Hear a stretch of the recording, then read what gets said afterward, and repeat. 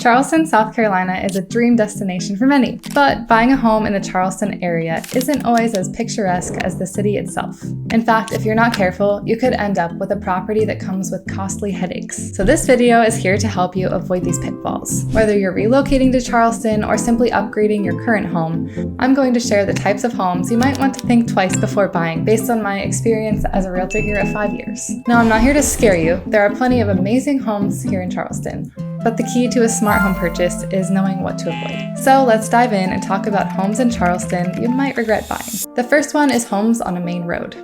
While living on a main road might seem convenient at first since you're close to everything, busy roadways come with constant traffic noise, making it hard to feel privacy in your own yard. Even inside, you might hear cars at all times, especially if the windows are older. Beyond noise, there's safety to consider too. Streets with heavy traffic increase the risk of accidents, especially if you have kids and pets. And homes on main roads often have higher exposure to pollution and poor air quality. And even if you can overlook these things, there's a challenge of reselling. According to the National Association of Realtors, properties on busy streets can sell for 10 to 20% less. I once experienced this myself, where my client was selling their home that was newly renovated, but all of the feedback from buyers was them passing on it because of the main road. And it wasn't even one of the busiest roads in the area. Eventually, my seller had to cut the price and sell for less than the comps after waiting many more days on market than average. Now she stays away from doing flips on main roads.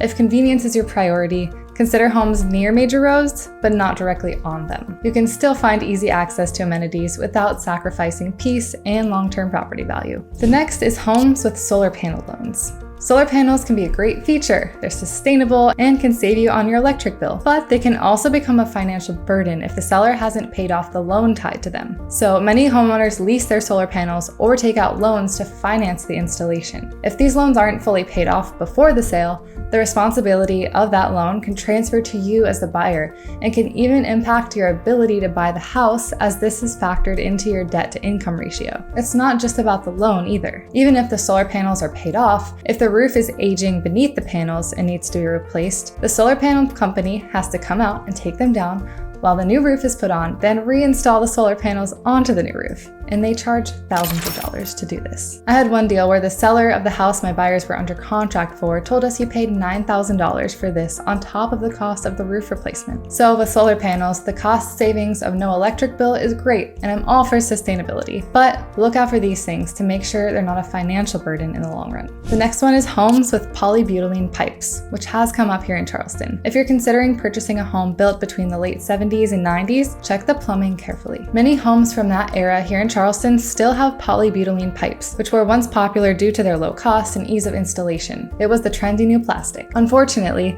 these pipes are notorious for bursting over time, leading to leaks and water damage. Even worse, most insurance companies won't cover homes with polybutylene piping, and if they do, your premium will be higher, which can complicate your financing and coverage options. I'm always extra adamant about this one with my buyer clients because of personal experience. Replacing these pipes before they cause any damage is the best way to go, but it isn't cheap. The cost for replacing the pipes will depend on how extensive it is and how easy the piping is to access, but at minimum, we're looking at a few $1,000s. A plumber will likely have to cut walls to reach all the piping as well, so you'll have to hire a drywall contractor to come patch all of that up. Before you buy, a plumber or inspector can confirm the type of piping used, or make sure you have the budget to replace them yourself if you absolutely love everything else about the home. The next one is homes near landfills. You wouldn't think developments would happen right next to a landfill, but you'd be surprised. In West Ashley, there's a neighborhood called Grand Bees off of Bees Ferry Road that's located pretty much right next to the county landfill. Within the last few years, there have been some news articles about what owners there have dealt with, from trash piles along the road to huge flocks of birds dropping all kinds of gross trash on their lawns, making their dogs sick and preventing children from playing outside. One resident said she's woken up by the sound of crows every morning and doesn't stop till the evening. Studies from the Environmental Protection Agency show that homes near landfills can see a 5 to 15% reduction in value. This can make reselling a challenge if you decide to move later on, so a cheaper price now because of the landfill could mean long-term frustration and lower returns. This is just one neighborhood as an example, but the concept holds true for other places too. If there's a major environmental concern nearby, it will likely affect your resale value.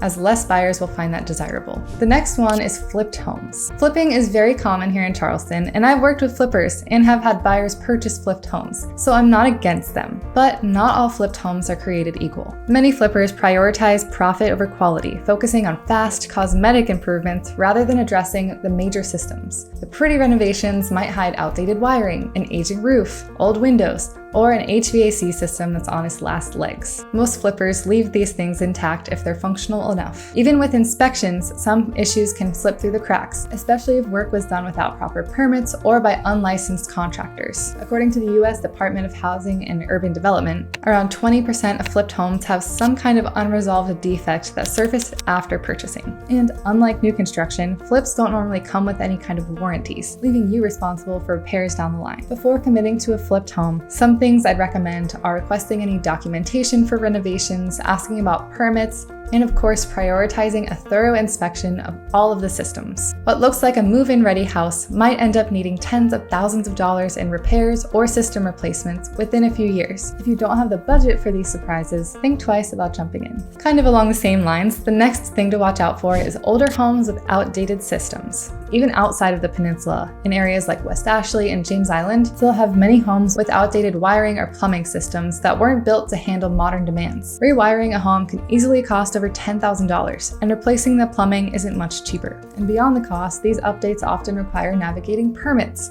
And for really historic properties like downtown, they'll require working with contractors who specialize in historic properties, which can extend your timeline and stress level. So if you like the character of an older home, just be sure to find out if the major systems have been updated or are in proper working order. A detailed inspection, a realistic budget about updates can help you avoid any surprises. The next one is super common, and that's homes with crawlspace or structural issues. Crawlspaces are common in Charleston, but they can also be a source of major problems if they're not properly maintained. Moisture is the biggest enemy here. If the crawlspace isn't sealed or well ventilated, it can lead to mold, wood rot, and pest infestations like termites, all of which can cause structural weakening over time. With inspections, ensure that any home with a crawlspace has adequate drainage, vapor barriers, and is free from signs of water damage or pest problems. Cracks in the foundation or uneven floors can indicate deeper problems that might require a structural engineer's evaluation. These inspections can cost around $1,000 or more, but are absolutely worth it to avoid buying a money pit or just to have peace of mind that the structure is in good condition. The next is new construction homes. New construction homes might seem like the safest choice. After all, everything is brand new, right? But some local builders cut corners to save costs, which can lead to bigger issues down the road. One of the most common complaints from buyers here is the HVAC systems that fail within just a few years or only cool certain parts of the house, often because of poor insulation or an improperly sized unit. I don't know if I'm allowed to say the builder, but if you Google new construction HVAC issues in Somerville, it won't take you long to find out more. Beyond HVAC problems, some homes might have improperly sealed windows, low quality materials, or rushed construction that doesn't hold up over time. And these issues might not be obvious during a quick walkthrough, but it can lead to repairs soon after you move in. To protect yourself, research the builder's reputation. Always verify that the builder offers warranties and if they have a history of honoring them. I went to a class by my home inspector about new construction, and you would not believe some of the things they found. Doing a pre-drywall inspection is key to making sure you avoid a lot of the issues too, as it's often harder to find them once the drywall covers them up.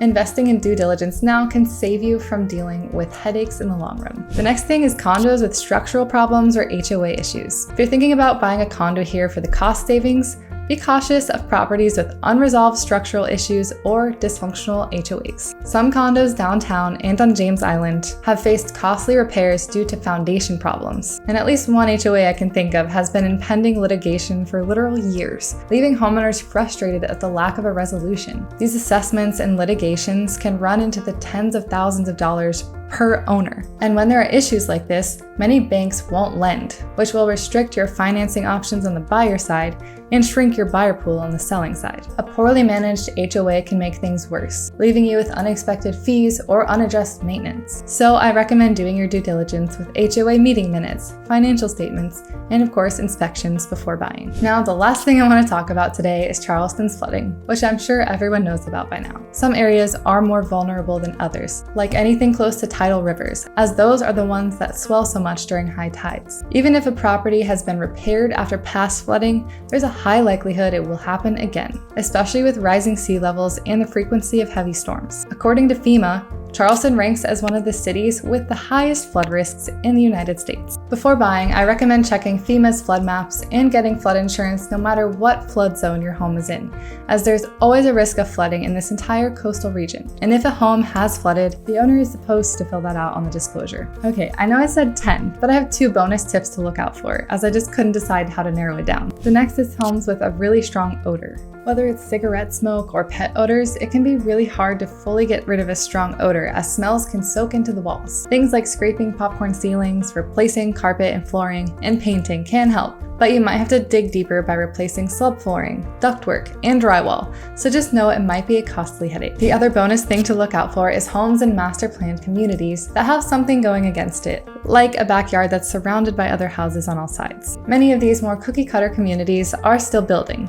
So for the pre-owned homes, it's a lot harder to compete with new construction when buyers could go down the street and pick out a brand new home and lot with all of these builder incentives. So there you have it, a list of the types of homes you might want to avoid when buying here in Charleston, South Carolina. The good news is with the right research and inspections, you can find a home that's perfect for you. If you're considering a move here or need help navigating the current market, I'd be happy to guide you through the process. And as always, feel free to reach out if you have any questions. See you in the next video.